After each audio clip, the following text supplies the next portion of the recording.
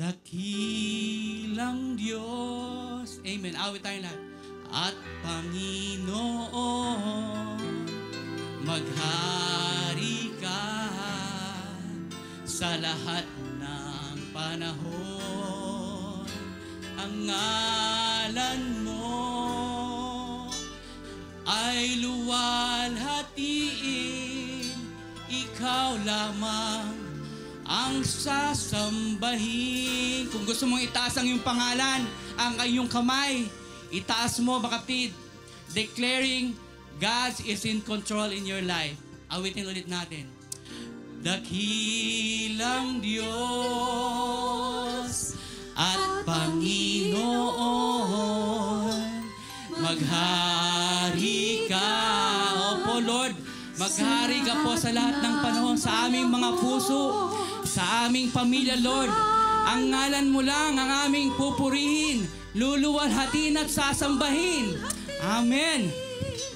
Ikaw lamang ang sasambahin. Amen. Halina't purihin ang Diyos. Ihagyag natin ang kanyang kadakilaan sa umagang ito. Amen. Glory to you, God. Amen. Halina! Halina't purihin ang Diyos. Pagpapala niya sa atin ay lubos-lubos. Amen. Makapangyarihan siya sa atin nagmamahal. Halina, siya ay pasalamatan. Halina't purihin ang Diyos. Come on, church, let's celebrate! Pagpala niya sa atin ay lubos-lubos. Amen.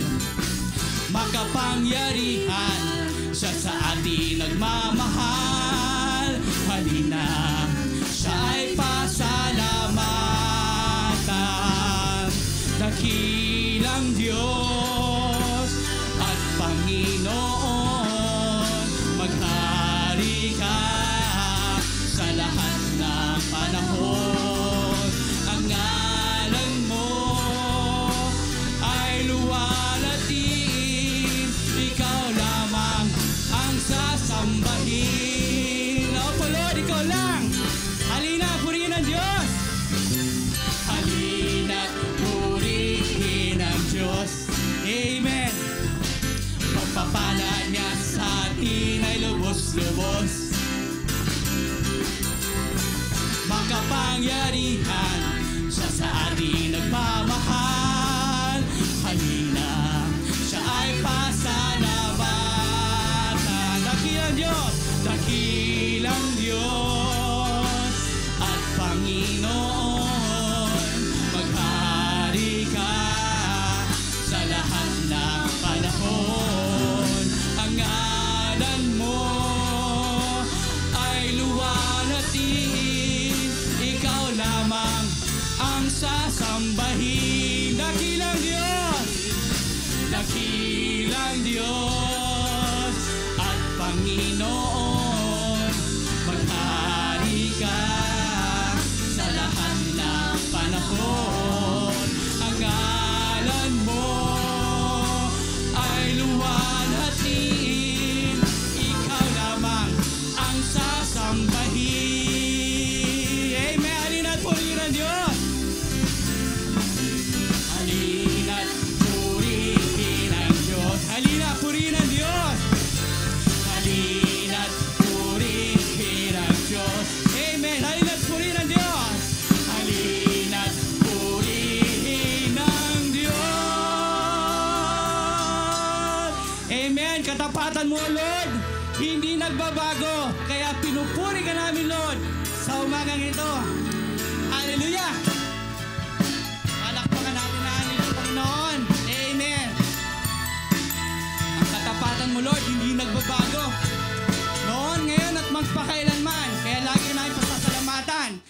Lagi kang pasasalamatan. Amen.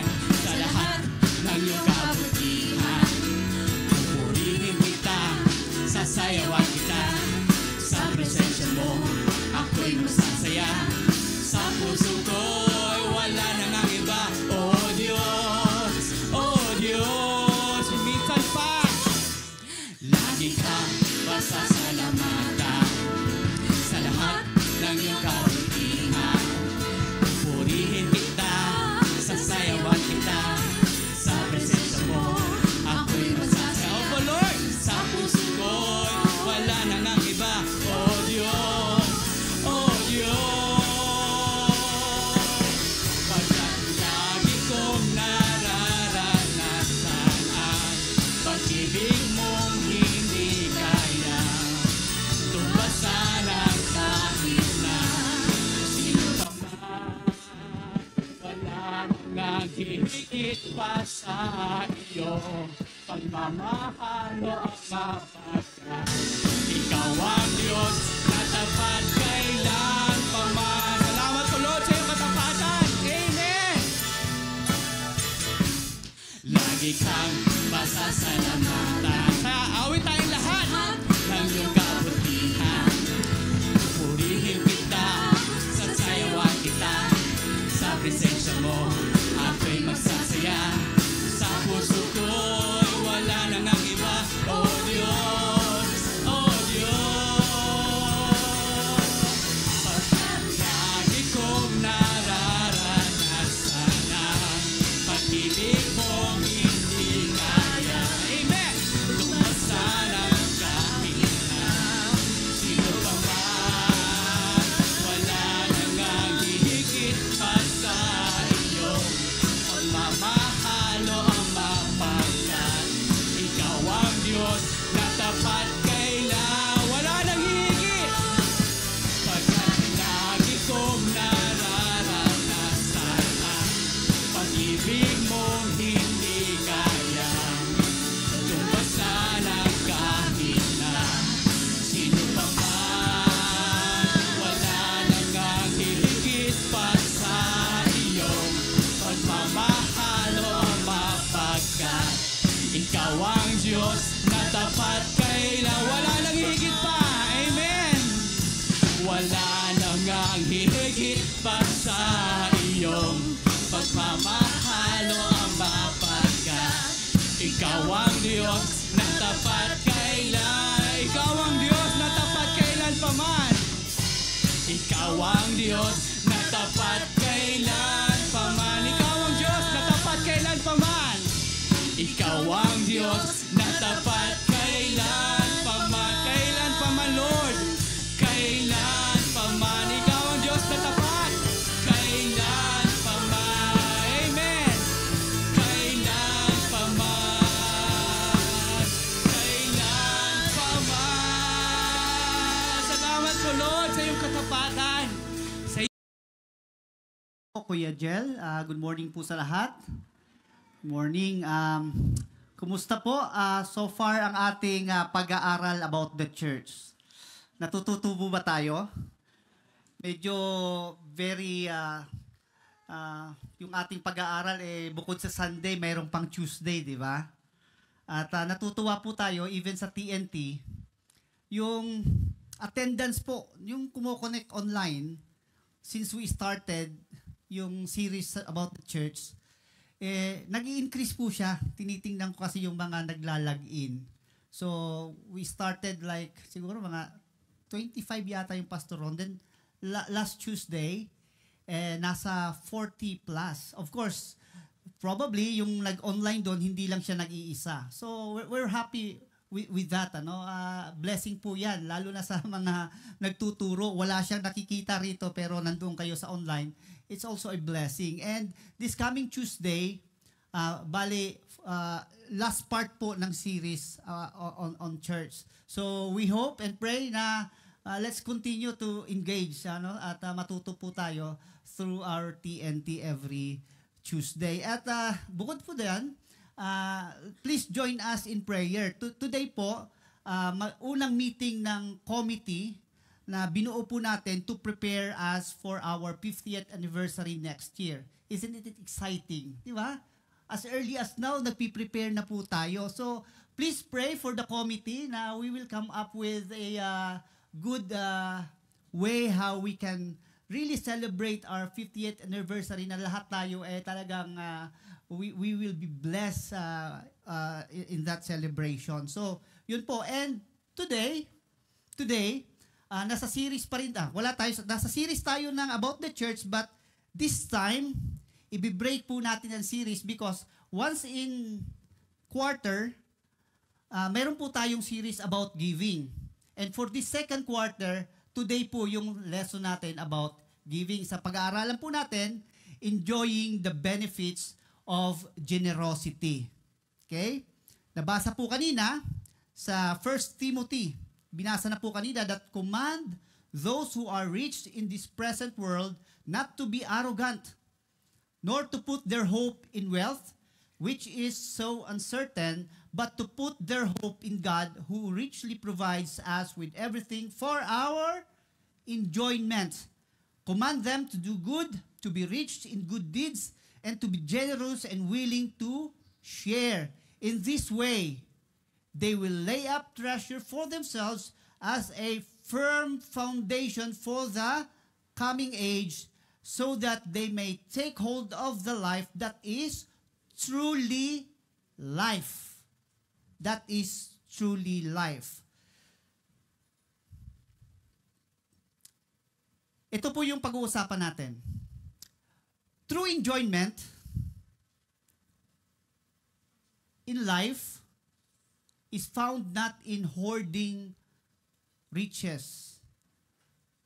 Yung tunay daw na kaligayahan sa buhay, hindi yung pagpaparami o yung hoarding.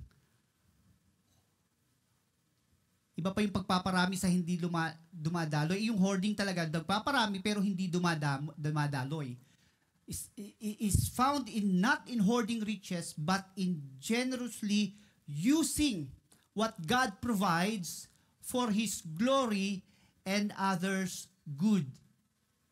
Nawa, makita po natin yung katotohanan na ito talaga na realidad sa bawat isa sa atin na narito na siyang nakikinig ngayon. So let me begin with a question. Question para sa ating lahat. Lahat ng nakikinig. What does it mean to truly enjoy life?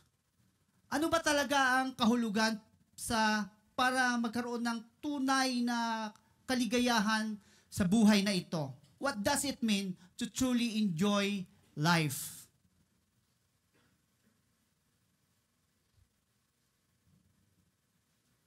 Sa panahon natin ngayon, itong tanong na to, napakasimpleng sagutin.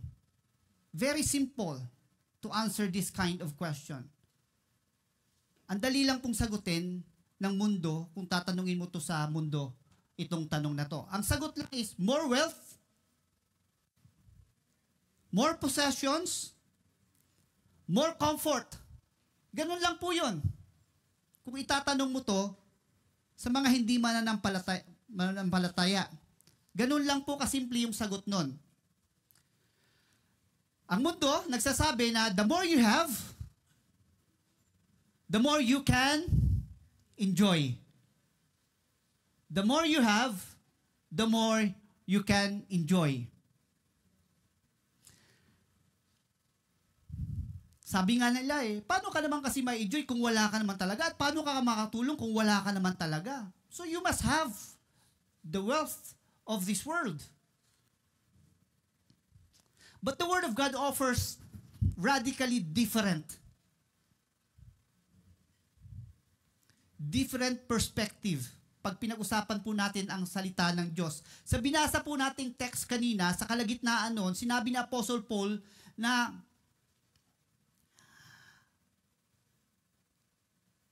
sabi doon, in 1 Timothy chapter 6, verse 17 to 19, sabi ni Apostle Paul, he speaks not just to the wealthy, but to all the believers who have been blessed with resources. Sabi niya doon, in the middle of his exhortation, he says something surprising. Sabi niya, God richly provides us with everything to enjoy. God provides us everything in this life to enjoy. It's a beautiful truth. Napakagandang katotohanan na ang Diyos pala nagbibigay para sa ating kagalakan. Sa kaligayahan po natin. Gusto po ng Diyos na ma-enjoy po natin yung biyaya niya. Hindi po siya joy killer. Hindi po siya joy killer, or He's not a master who is tight-fisted master or miserly taskmaster. Hindi po siya yun. Hindi po ganun ang ating Diyos. Ito po yung twist. Yung real enjoyment, hindi po ito nagmumula from hoarding riches o yung pagpaparami ng yaman, but from using them generously. In fact, generosity opens the door of joy, freedom, and eternal reward. Yan po yung katotohanan. It's a beautiful truth written in the Bible. Mula po sa passage na binasa kanina, 4 po ng katotohanan ang gusto kong bigyan ng diin. Upang maunawaan natin, to help us understand how we can enjoy what God provides and how generosity plays a key role in that enjoyment. Number 1, remember the source of all enjoyment. Alalahanin daw natin ang kung saan nagmula yung enjoyment. Sa yaman ba? But the text says, from the Word of God, sabi, God, it started with the word, with God. It says, with God, ibig sabihin, doon po nagmula, who richly provide us with everything for our enjoyment. It all started from God. He is the source of all blessings. He is the source of all enjoyment. Kaya alalahanin po natin, huwag po natin kakalimutan yan.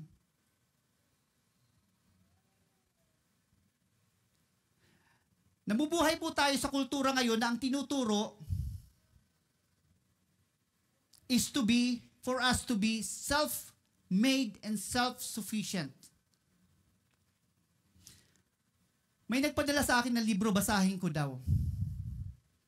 At hindi ko binasa. Napisahan ko lang, pero sa umpisa pa lang, hindi ko na tinuloy. And this book is so famous. At alam kong kilala niyo yung author at alam niyo siguro yung book na yon. Alam niyo ba yung book na Rich Dad, Poor Dad na book? Na yung author is si Robert Kiyosaki? Siguro sa inyo, bilib na bilib kayo kay Robert, di ba? But when I read that book, at maraming nagbabasa niyan, ang daming nagbabasa niyan, he is famous. Sa umpisa pa lang, na-discourage na ako eh. Pero sa mga, ang gusto mo talagang yumaman ng yumaman, ma-encourage kang bumasa. But the idea of the book is that you use others' money. Ibig sabihin, mangutang ka na mangutang. Use others' money. Mangutang ka, palaguin mo yung pera mo. At may mga technique siyang sinasabi, wala kang perang ilalabas. Yayaman ka using others people's money. And the economy actually, if you understand that book, is nakadesign sa ganon. Kaya maraming mga bangko, financial institution nagpapautang because they want the economy to grow and they want the economy to have so much activities. The more debts meron tayo, the more activities, the more transactions, the healthier our economy. But baon ka sa utang. But sabi nila, kung marunong ka mag-handle ng pera ng iba, then you can, it's a financial, ganon. But baon ka sa utang. But later I will tell you, may kasiguraduhan ba doon? May kasaluduhan ba doon? Another book, very famous. Sinulat ni Ekev, The Secrets of the Millionaire's Mind. Wow. What satisfies you? Tinanong yung isang negosyante, the next million. Ibig sabihin, pag may 1 million siya, another million. Pag may second 2 million siya, hindi siya kontento doon, he wants another million. So it's hoarding. It will never stop. That's the kind of culture na binamumuhay natin ngayon. But of course, the scripture constantly reminds us that everything we have is by God's grace. He is not just a provider. He is a generous provider who wants to enjoy His gifts in fellowship with Him. Joy is not something we wrestle from life, but something we receive from the giver of life. Siya po yung giver. God is the source of all enjoyment. Sino po yung may mga relatives na mga OFW o nanirahan na sa ibang bansa? Taas ang kamay. Sino? Mga kaibigan o naka-receive na ng balikbayan box o laman ng balikbayan box mula sa kaibigan dyan sa ibang bansa. Marami na siguro, may mga karanasan tayo. No? Nahihiya lang yung iba. Pagdating ng balikbayan box, bubuksan yun. May pangalan pa nga eh. Ito kay Ate Nori. Ito kay Pastor Nes. May mga ganun yun. Diba? Sulat pa yun. Pag na-receive natin yun, tuwang-tuwa tayo like a child nung na-receive niya yung kayang laruan, dun sa balikbayan, laro ka agad siya. Yung isang bata, laro ka agad. Na-enjoy nila yung blessing na yon. Bagamat maganda naman yon, ang nakakalungkot, nakakalimutan natin magpasalamat. Sino nagpadala ng regalong yon? Ganun natin tinitreat ang Diyos. We enjoy His blessings, but we forget the giver. Palagi nating tatandaan, the source of all enjoyment is God. He gives not only to bless us, but to draw us near in gratitude and relationship. Relationship. God is the giver of every good thing. He is the giver of every good thing. So yung first step to enjoying generosity is to acknowledge the giver. If we fail acknowledging the giver, there's no true enjoyment there. There is no true life there. Walang buhay. God is the giver of every good thing. Everything that we have is from God. Our money, our homes, our health, our jobs, our opportunities. James 1:17, every good and perfect gift is from above. Yun sinasabi palagi. At our God is not stingy. Hindi siya kuripot. Hindi siya tight-fisted. Ang Diyos po natin. He richly provides. Not only does He meet our needs, He often gives us far more than we need. Bakit? So that we may enjoy. Enjoy what? You know, yung enjoyment is a gift. Tama? But it is not a goal.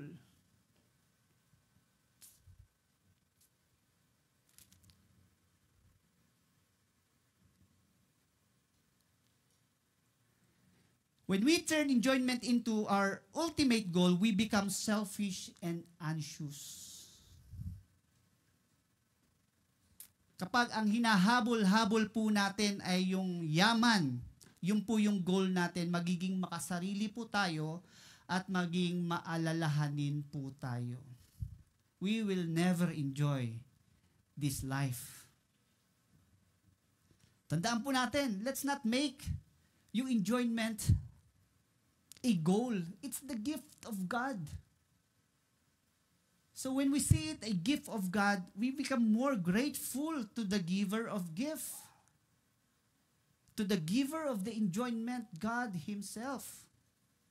When we recognize that everything's come from a good God, our hearts are free to enjoy His gifts with gratitude and to share them without fear.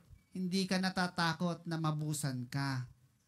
So ang purpose po ng blessing is the purpose of blessing is enjoyment in fellowship with God, not selfish indulgence or yung pagpapakalabis-labis. Pagpapakalabis. Yung true joy comes when we use God's gift in line with His will. Yun po. Kaya ang tanong sa atin lahat, siguro pwede natin, ito yung tanong natin, am I enjoying God's gift with gratitude and purpose? Or am I clinging to them with fear or pride? Yung fear, yung bang takot ka mawala? Ayaw mong bitawan?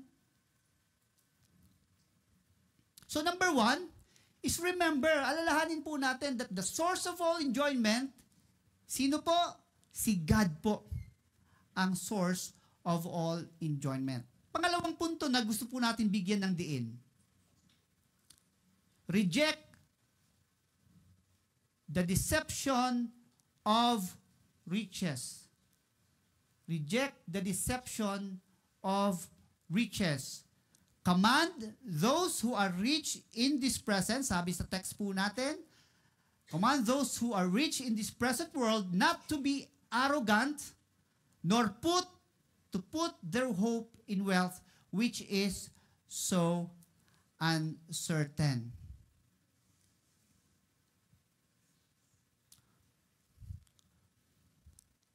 Wealth deceives by offering a false sense of control and security.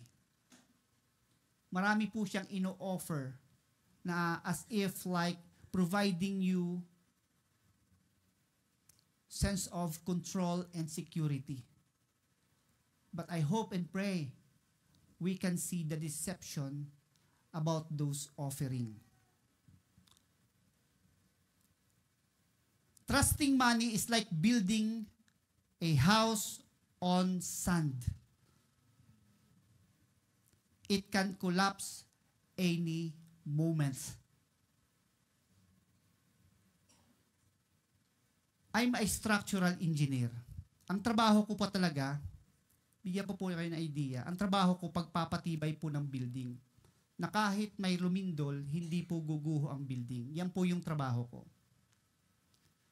Kung ilang bakal ang ilalagay sa poste, anong size ng poste, gaano kalaki yung pundasyon ba may pilote o wala, yan po yung trabaho ko. Bagamat naririnig natin, may sinasabi silang, earthquake-proof building. Di ba may naririnig tayong ganon? Wala pong earthquake-proof building. Ang sinasabi po namin ng mga structural engineer, ang meron yung earthquake-resistant building. Kasi kami po, kahit aral po kami sa geotechnical engineering at sa earthquake engineering, hindi po kami makakapagsabi 100% with guarantee na hindi ko collapse ang building. What we can say, we designed that building so that it can be resilient when earthquake comes. Marami po kasing variables sa pagdidisenyo ng building. Like for example, kung pag nagpatayo ka ng building, saan yung epicenter, kung gaano kalayo at kalapit, yung epicenter ba, mababaw o malalim? At ano yung characteristic ng soil, soft soil ba, sa pinanggalingan na dadaanan ng energy from the epicenter going to the location of your foundation? May fault line ba? So maraming mga generators ang earthquake at maraming factors na pwedeng mag-collapse ang building. We cannot say 100% guarantee na mayroong building, earthquake-proof building. We have earthquake-resilient building. Ganon din po ang sinasabi po natin, we cannot trust money. If we trust on money, pwede tayong i-collapse at any moment. The Bible is not anti-wealth, but it is anti-idolatry. The more you focus on money, doon pumapasok yung idolatry because you're putting money above God. And you prioritize money before God. So God, the Bible is not anti-wealth, but it is anti-idolatry. When wealth takes God's place, it becomes dangerous. Nakukuha niyo po ako.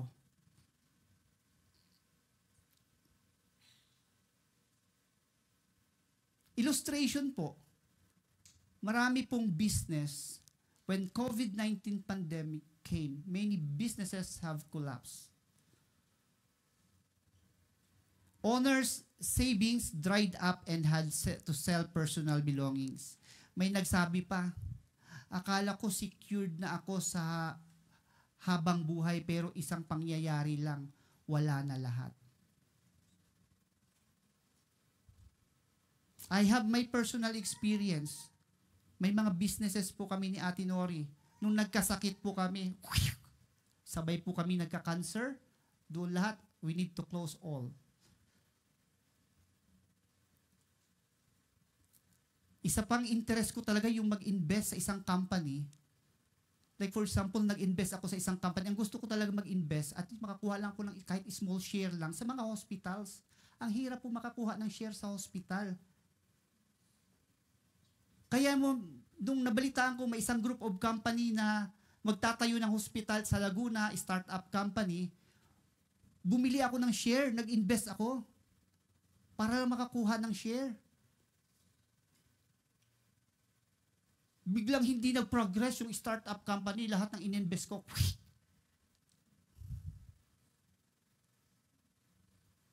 Walang kasiguraduhan ang buhay. Kahit pinag-aralan ko na nga yun eh. Tinodo ko nang ni-research eh. Bumagsak pa rin eh.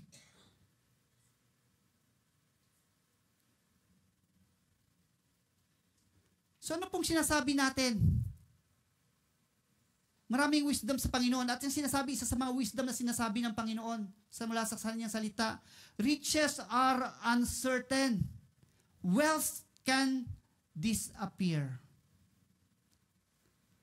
The only dependable, truly dependable, is God. He never closes down. He is unshakable.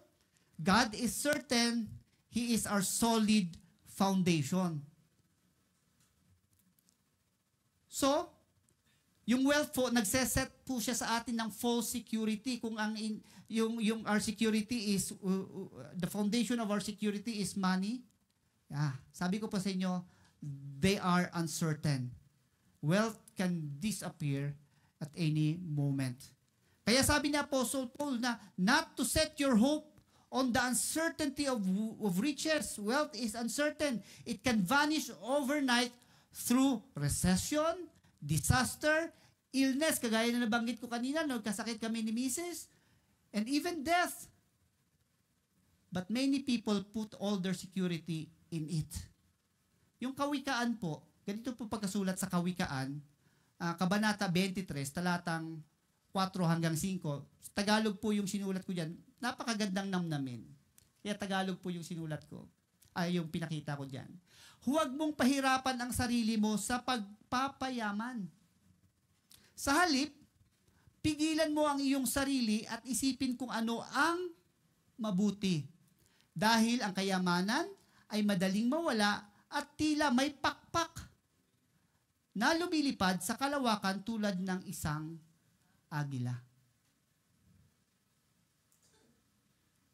I hope this message can set a right motivation for us pag tinignan po natin ang kapirahan. As I'm always saying, hindi po anti-joy ang ating Panginoon. Okay? At hindi rin siya anti-wealth. But we have to make our heart right before the Lord. So, sabi nga natin, riches are uncertain. Pangalawa, ang nagagawa po, kaya kailangan natin i-reject yung deception of riches is that yung pride follows position. Anong ibig sabihin nun? Yung pagmamataas daw ay sumusunod to sa pag-aari. Tama kaya yung Tagalog ko? Di ba? The more we have, the more we are tempted to look down on others. Kaya may warning ang Panginoon, wealth can blind us to our need for Him. Wealth can blind us for our need for Him. Let me just read to you from 1 Timothy chapter 6, verse 6 to 10. Listen to this closely. But godliness with contentment is great gain, for we brought nothing into the world, and we can take nothing out of it. But if we have food and clothing, we will be content with that. People who want to get rich fall into temptation and a trap, and into many foolish and harmful desires that plunge men into ruin and destruction. For the love of money is a root of all kinds of evil. Some people eager for money have wandered from the faith and pierced themselves with many griefs. Revelation chapter 3 verse 17. Gusto ko lang din po itong basahin. Napakagandang mga verses. Ito po yung sinabihan dito yung church na lukewarm. Revelation chapter 3 verse 17. Sabi dito, you say, I am rich. I have acquired wealth and do not need a thing. But you do not realize that you are wretched, pitiful, poor, blind, and naked. Yun po yung danger about running after money and wealth, pride, and arrogance. Yun po yung riches can lead us to that. We begin to think that we are self-made, better than the others, more capable, more worthy. But the truth is, everything we have is a gift. The more we have, the more we should be, the more we should humble ourselves in gratitude. Kaya ang tanong sa atin, let's examine ourselves. Saan ba where our hope lies? In our bank accounts? Or sa faithful provision of God? Where is your hope today? Your savings, salary, or in the sovereign, generous God? Always good to examine from time to time to check our hearts pagdating sa kayamanan. Number 3. Yung una, remember. Pangalawa, you reject the deception of riches. Pangatlo, reap the joy of good works. Sa Tagalog pa, anihin ang kaligayahan ng mabuting gawa. They are to do good, sabi sa text po natin, to be rich in good works, to be generous and ready to share. Alam niyo po, nais naman talaga ng Diyos na gusto tayong yumaman.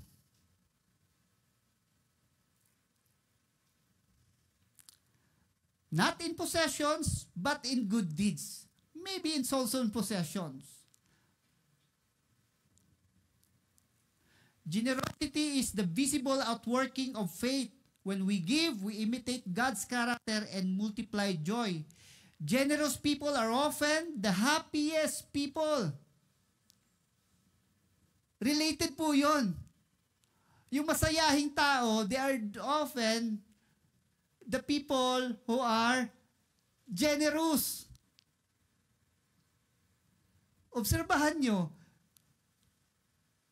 yung mga generous people, masaya sila. Tanungin mo, may pera ka ba? Wala. Masaya, ba't ka masaya? Wala lang. Pero masaya sila, di ba? Nakakaingit. Sa totoo lang, naiingit ako sa mga ganun.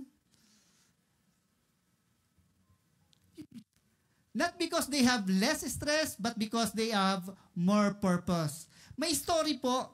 Nag-research lang ako. Minsan gusto ko maghanap ng mga true story. Noong 2019, sa UP Diliman, may magtataho po dyan. Ang pangalan niya si Mang Dingdong. Ewan ko kung napanood nyo to sa Jessica Soho noong 2019. Nag-viral to eh. may isang magtataho po dyan sa University of the Philippine Campus at nagbebenta po siya ng taho.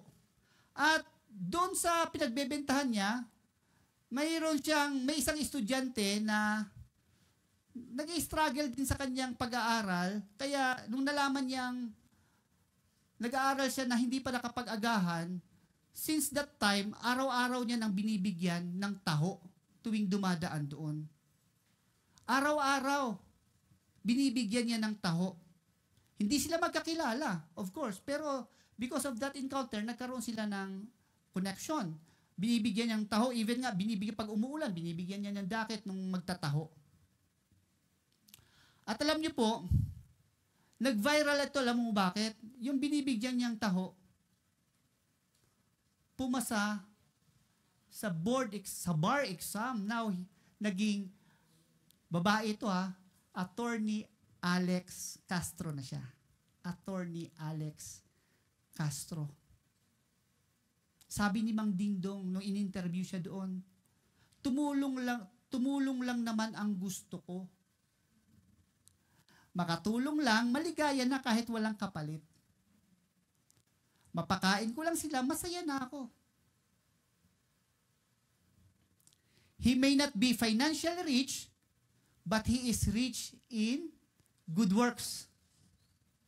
His life is a testament that even simple people can live generously and experience deep joy from helping others.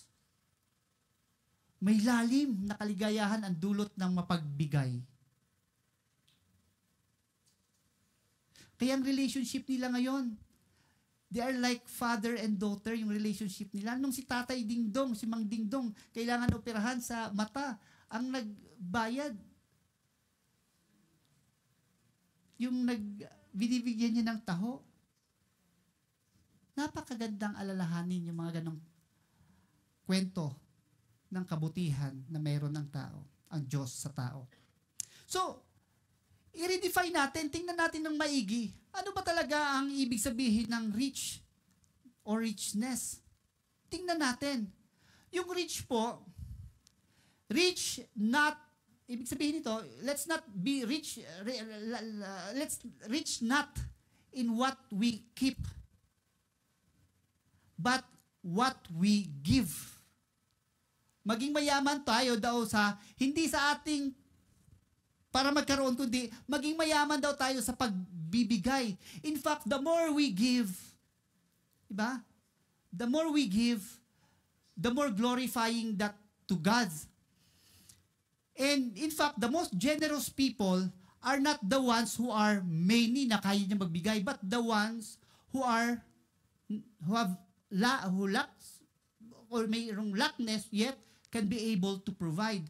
So ang sukatan po ng yaman, hindi yung kakayanan mong magbigay, kundi yung kaya mo ibigay out of poverty. Yung wala ka. In fact, kapag binibless po tayo ng Panginoon,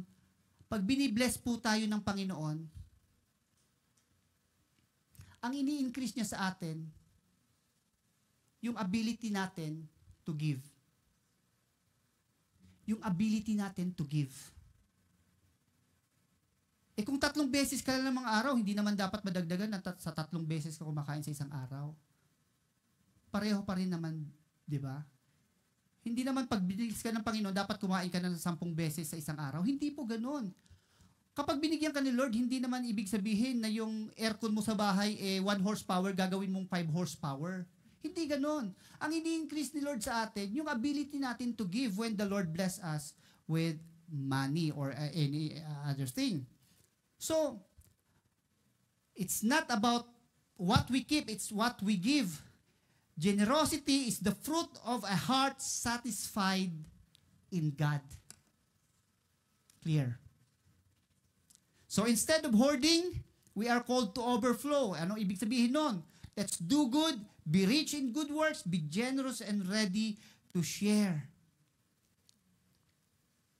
In fact, kapag bless po tayo ng Panginoon,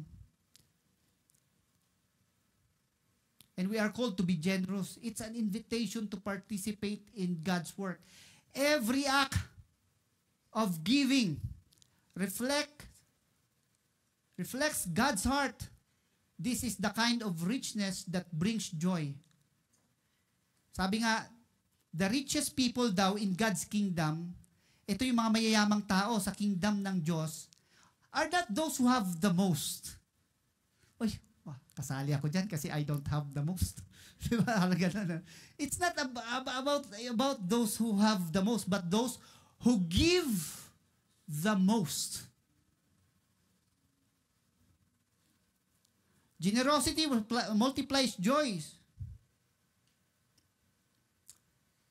In you, in others, and in heaven. Kaya sabi sa Acts chapter 2 verse 35, sabi rito, in everything I did, I showed you that by this kind of hard work we must help the weak, remembering the words of the Lord Jesus himself said, it is more blessed to give than to receive. So ibig sabihin po, generosity reflects the heart of God. We bless others. We break the power of greed. Yung kasakiman, we break the power of greed. We experience the joy of making difference. Just like a water pipe. Alam niyo po yung water pipe?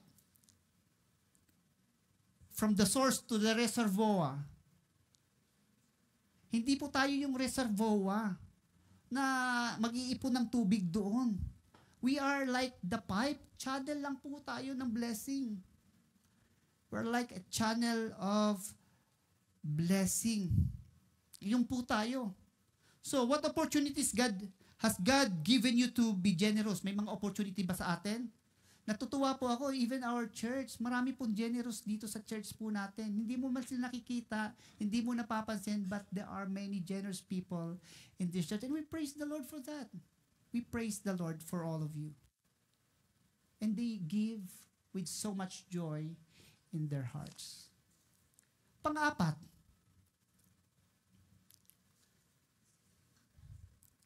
receive eternal rewards from generosity. In this way, they will lay up treasure for themselves as a firm foundation for the coming age, so that they may take hold of the life that is truly life. Ang sinasabi nga natin, earthly riches vanish, but treasures laid up in heaven are eternal. Every act of generosity is a seed that bears eternal fruit. Kagaya ng kwento natin na kanina, di ba? There is a reward system in heaven that honors the sacrificial, faithful, and generous. And beyond the reward we experience through life, the kind of life that flows from being deeply connected to God. Dito po nga sa church natin, palagi natin sinasabi, marami po ditong mga generous people. And yung mga generous people na meron tayo dito sa church, sumusuporta po sa mga activities and programs ng church, and they pray faithfully sa mga pastors, sa mga manggagawa, and all the members. Marami po tayong yan. They never brags about it. Hindi mo sila napapansin. They may not receive yung mga public praise, but alam po natin, their eternal treasure is growing. Sila po yung sinasabihan, well done, my good and faithful servant. Ito pong ibig sabihin ni Apostle Paul, true life is not about being famous or wealthy, but being faithful in generosity that echoes into eternity.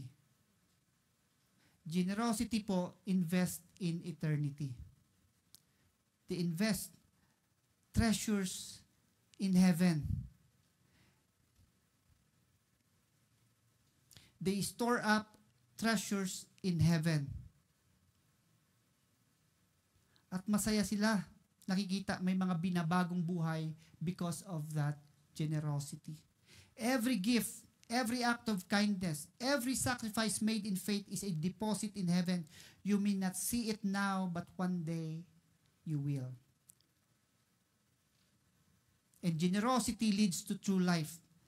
Kaya sabi ni Apostle Paul, generous people. Di ba? Sabi diyan. Pangalawa, next. Generous people take hold of that which is truly life. In other words, this is the life that is real, not the temporary life of consumerism. By the way, nabanggit ko na rin naman yung consumerism sa TNT. Pag-uusapan po natin ang church consumerism. Huwag po kayong absent. And comfort, but the eternal abundant life in Christ. Yun po yung sinasabi na, receive po natin yung reward of that comes from generosity. At yung reward na yon, we may not see it now, but later we will. But later we will. To conclude po, in closing, review po natin. Ang sinasabi po ng Apostle Paul, it is God, the source of all. It is God who richly provides for everything to enjoy this life. Kaya wag po nating ilalagay yung ating hope sa mga yaman because they are uncertain. At ang encouragement sa atin is to really be rich in good works, to be generous, and be ready to share. At let's store up eternal treasure that take hold of true life. If we are not yet generous today, you are not yet experiencing the fullness of life in Christ. You know why I say in Christ? Because Jesus Christ is the most generous person in history. 2 Corinthians chapter 8 verse 9. For you know the grace of our Lord Jesus Christ, that though he was rich, yet for your sake he became poor, so that you, through his poverty, might become rich. He gave his life for you and me. Ganun po ka-generous ang ating Panginoon. He gave his life to you and me. So in his invitation for all of us is this, to walk in his generous footsteps. Let's come to the Lord in prayer. Panginoon, maraming salamat po for your message today, Lord. Nawa o God, makita po namin ang katotohanan na to na may lalim, Lord. Salamat po, Panginoon, for always reminding us that you are the source of all the enjoyment. And you are calling us to be generous to fully enjoy that life. Salamat po muli. This we pray in the mighty name of our Lord and Savior Jesus Christ. Amen. Salamat po.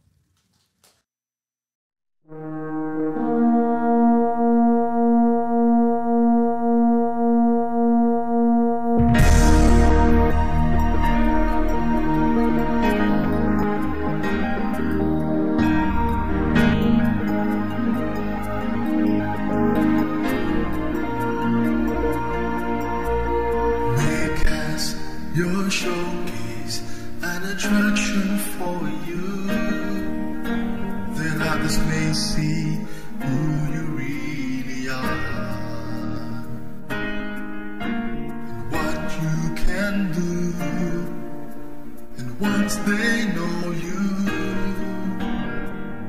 they will love and serve you. God, oh God, bless the world from MCN as we gather to grow and scatter to sow. Your kingdom be established in our hearts and in our home. God, yes, God,